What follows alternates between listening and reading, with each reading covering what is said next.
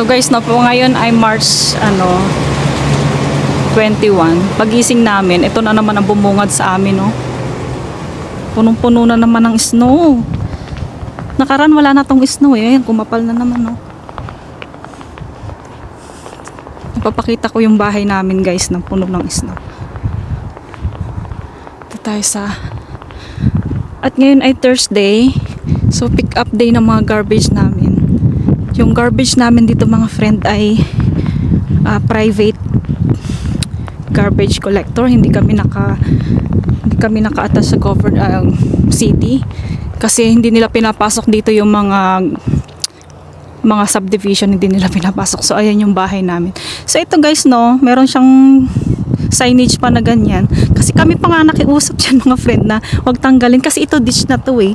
Kasi kung ganitong puno ng snow, hindi mo mapapansin kung saan ka magdadrive. So ayan guys, puno na naman kami ng snow. Ayan yung itsura ng bahay namin pag ganitong winter. So ngayon ay gagala muna tayo ulit. So ayan ang snow. Snow. Hindi pa matapos ang snow dito sa amin. So ayan.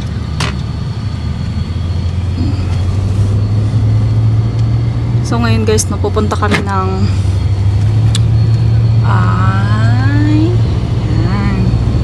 So ngayon pupunta kami ng Edmonton Mall. Siguro mga 15 minutes, 25 minutes. Kasi ano ngayon eh, medyo hindi maganda yung weather. Hindi maganda yung road. Unang lahat mag-seatbelt tayo. Sige.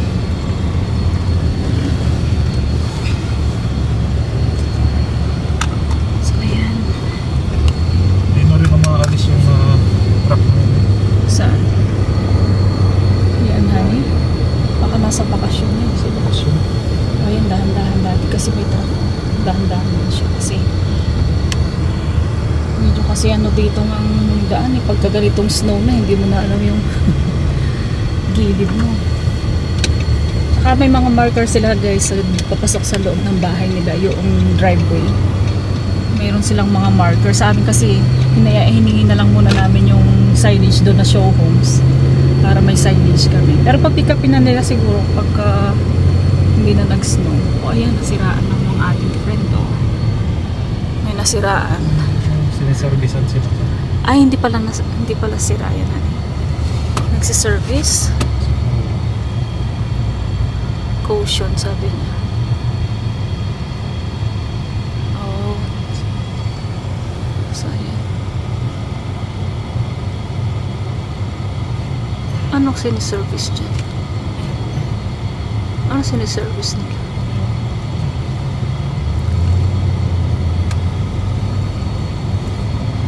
Thank you brother. Thank you. Ayan, ganyan. Dapat mag-polite ka sa mga Canadians kasi polite talaga sila dito eh. Ma-polite sila. So, ayan guys. Dito sa mga woods na to, nung nakarang umuwi kami, saan ba yung nakakita tayo ng siguro mga 7 deers? 7 na, dito han ano? O, mga 7 siguro sila, mga families ng deer. Hindi na kami nakaano kasi ayaw naman namin huminto para lang videohan. Siguro next time. Makakachempo rin ako na ipapakita ko sa inyo yung deer na kumakain lang sila dyan ng damo. Kasi hindi sila anos dito eh, hindi sila binabuffer. So may mga nag-walking dyan, may mga naglalaro din naman ng mga bata, pero hindi sila pinapakialaman kaya parang free sila na hindi sila takot sa tao.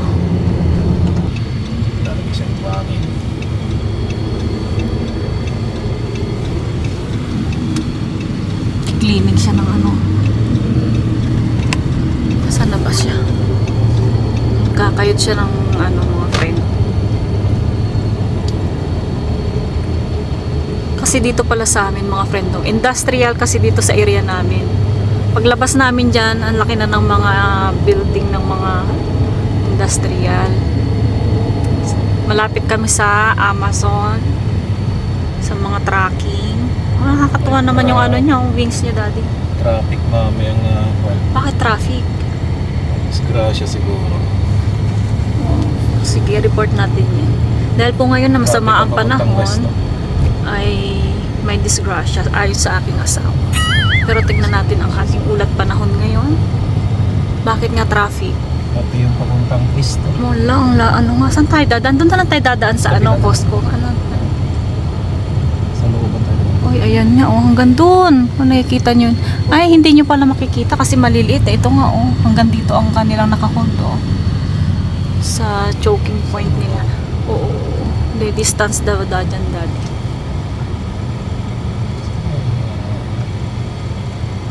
Naku, buti hindi tayo. Ay, hala, pa ganito. Hindi, East at saka both west. both no? East at saka west. Ayan, oh. Ayoko nga Kung makikita lumipat. nyo, mga friend. Ayan, oh. Hindi makita niyo. Ayoko, hindi ako makalipat dahil Oh, ayan. Both sides. may sasakyan dyan. Oh, sige.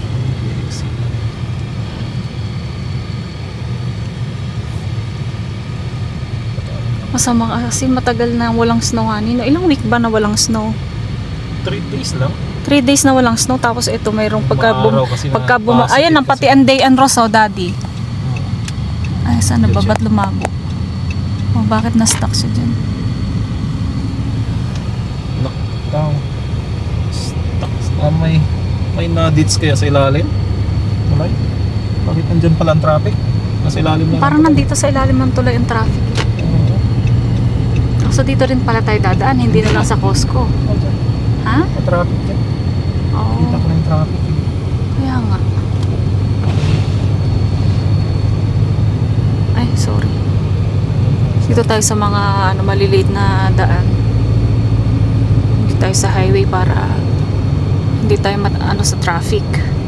So ito guys, ayan. Dyan. Kung mga nandito sa Edmonton, nandito lang kami sa ganitong area. Ano pa kani? Atchison, ano? Atchison, malapit po kami sa Amazon. Ito mga industrial na ito, mga friend. Mga trucking, gasoline station. Ayan, puro trucking din dyan. Dyan sa area na yan.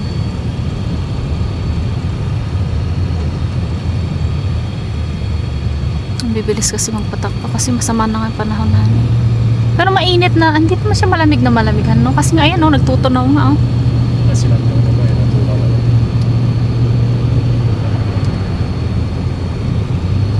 Pero Madulas siya. alanganin na nga. Ang weather. Temperature. Region.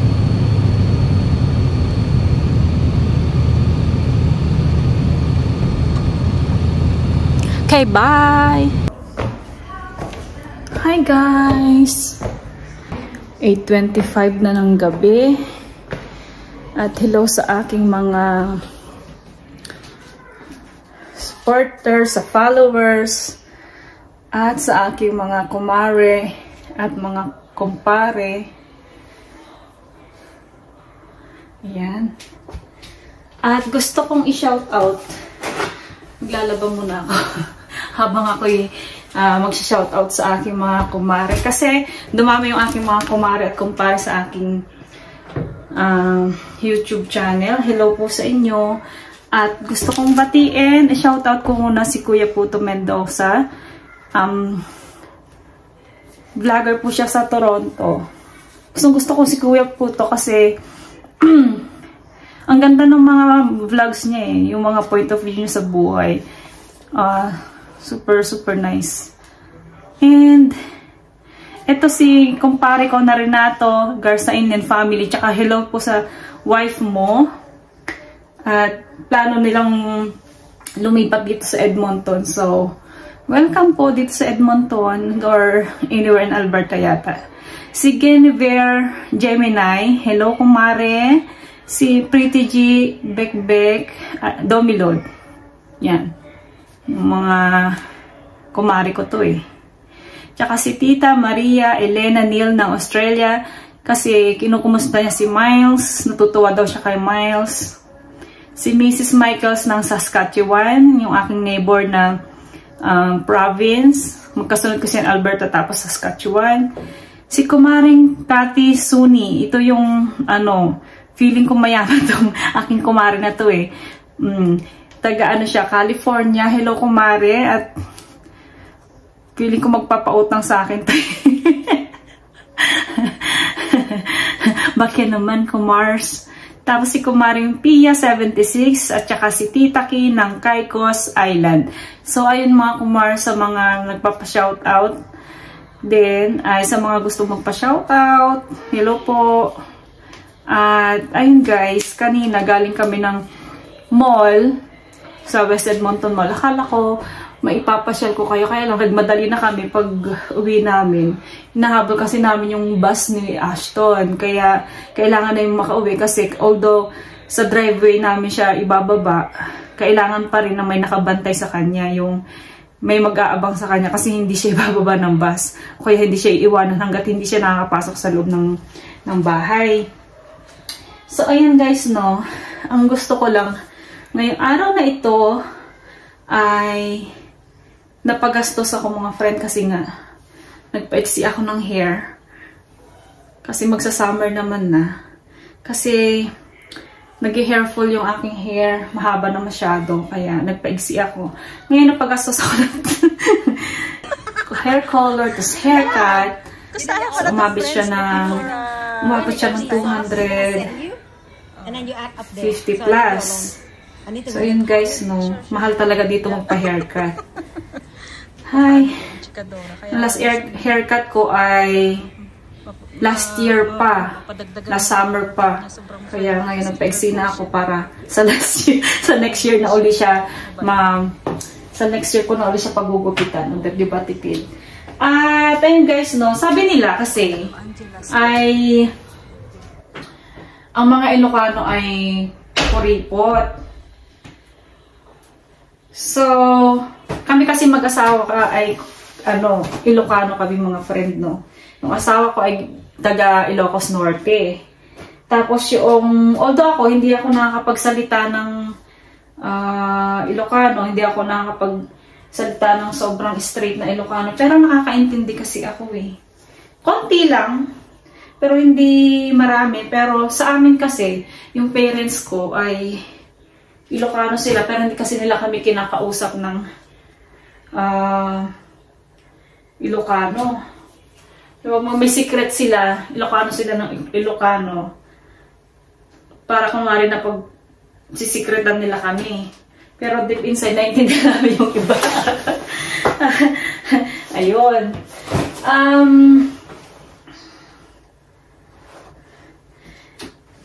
Kasi kami guys, no, nabuhay kami lumaki ako sa family na nakikita ko yung parents ko talagang practical sa buhay, no, matipid.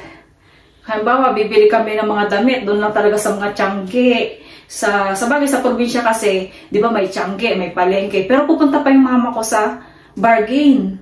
Makikipagtawaran siya ng bonggang-bonggang tawaran. Tapos, o kaya, nung medyo natatandaan ko ng mga high school, ganyan, pag bibili kami ng gamit, mga furniture, pupunta kami doon sa Hughes. Pupunta kami doon kung pwede tawaran, ganyan. Kumbaga, ay, titingin pa yung nanay ko kung anong option ba niya or para makatipid pa, parang ganon. So, lumaki kami sa gano'n, namulat kami sa gano'n. At proud ako na natutunan ko at parang na-adapt ko yung gano'n sa parents ko. Parang hanggat maaari ma-stretch yung budget, gano'n. Kaya yung aking minsan pagkakuripot, kasi ako, feeling ko sa sarili ko, to be honest feeling ko talaga kuripot ako eh. Kuripot ako, parang proud na proud ako sabihin na kuripot ako, or slash practical, ganun. Kasi kami, ng asawa ko, ay matipid sa ibang bagay. Yung bawa, tulad yan, hindi kami agad bibili ng gamit. Pwede namang next time pa. Pero, merong mga exemption. Tulad yan na, hindi kami nagtitipid sa groceries, hindi kami sa mga pagkain. talagang bumibili kami talagang hanggat maaari kung anong gusto namin na bibili namin pagdating sa pagkain. Tsaka doon sa mga gamit ng anak ko, hanggat maaari talagang maibili sila ng mga needs nila. Kasi nga gano'n naman dito mga friend eh. Kasi syempre naghihirap ka na nga sa pagtatrabaho. Diba? Tapos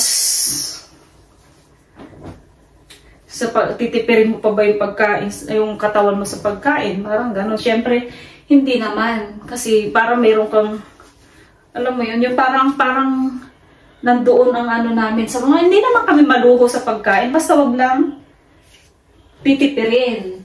Tulad halimbawa, pag pupunta kami ng TNT, bibili kami doon sa ready to eat na food, yung warm doon.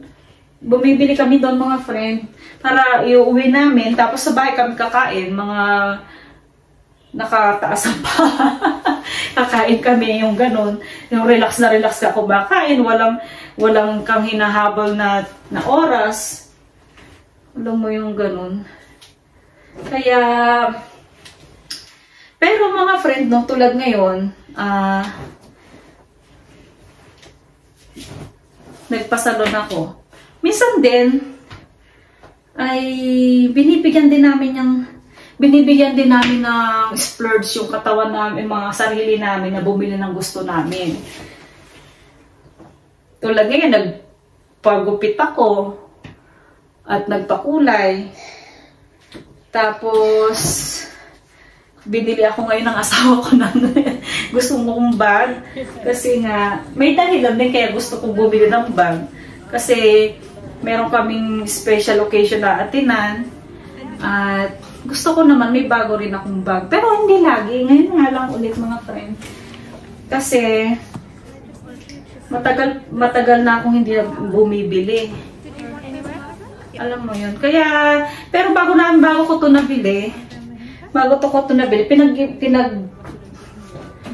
nag-set aside na ako ng pangbili ko sa before ko pa ito binili. Nag-ipon na ako. So, meron akong mga itinatabi-tabi bago ko nabili ito. O kaya, kasi parang plano ko na talagang bumili ng bag noon pa, parang mga bandang January kasi birthday ko eh. Sabi ko, bibili ako ng bag ko, parang birthday ko sa sarili ko. Pero umabot na ng March, hindi ko pa nabibili. Sabi ng asawa ko. Sabi ni June, sige, bili ka na ng bag mo ngayon. March total, meron naman ikaw occasion pupuntahan kasi nasa church namin. Pero, yun ay pinagplanuhan na rin namin, pinag-isipan, ganyan. Wala namang maapektuhan sa mga bills namin. Kasi hindi naman siya LV mga friend, no. Coach lang siya. Pero maano pa rin siya, hindi naman siya ganun ka-pricey ng LV, ng mga Gucci. Pero na rin, kumbaga, mayroon din siyang budget, kumbaga. Hindi naman siya umabot ng 1,000 mga friend, pero kumbaga kung i-charge mo lang sa credit card mo, baka mahirap din. Kaya, ayun mga friend. Sa akin lang naman, ay, ang pagiging kuripot ay hindi naman masama. Nagkuripot ako noon. Ngayon, naipon ko yung pagkukuripot ko. Tapos binili ko rin naman para sa sarili ko. Ayun mga friend. Kasi diba, pagka sinabi nilang kuripot naman ito, parang ang dating kasi sa atin ay parang masama, parang ang tawag mo sa din ito, parang pangit. Pero sa akin kasi ang pagiging kuripot para siyang yung lifestyle. So gusto ko magkuripot, magiging kuripot ako ngayon para makasave ako, and then para may pambili ako sa pag may gusto akong bibilhin, ganon. Kaya ang style ko, nagkukuripot-kuripot ako. Tapos, is para may masave ako. And then, para may pambili rin ako. Hindi ako yung, sige, go, go, go. Tapos, para lang may makakabili ng gusto ko, mag-credit card ako ng credit card. So, meron akong, ganun, parang may bali akong, style ko yun, mga friend, no? Kaya, inaamin ko, ako, certified kuripot ako, mga friend. Parang proud ako na kuripot ako. Pero, di ba, pagka ganyan na meron kang savings, halimbawa, meron nang hingin na kapamilya mo, may nangailangan, meron ka pa rin paghuhugutan, may pagkukunan ka pa rin. Pero hindi dapat na, kumbaga, meron ka pa rin allowance. Kumbaga, meron kang allowance para sa mga ganong bagay. Ganyan. Ayun lang, mga friend. At maraming salamat sa mga support, sa mga nagpa-follow po sa amin, sa mga hindi ko pa na shoutout na marami akong nababasa ng mga gandang super kind words para sa amin ni Miles, para sa family namin. Maraming thank you. At ano pa ba? Yun lang. Kaya, ayun guys, no, ang kakuriputan minsan may maganda rin talaga ang mga, maganda rin ang, kumbaga hindi siya bad traits para sa akin. Kung tutuusin, mas okay pa nga siya ayun. Kaya shout out po sa mga katulad kong kuripot na may ipon. Ganun lang po yun. Okay, bye! Good evening and good night everyone! Bye!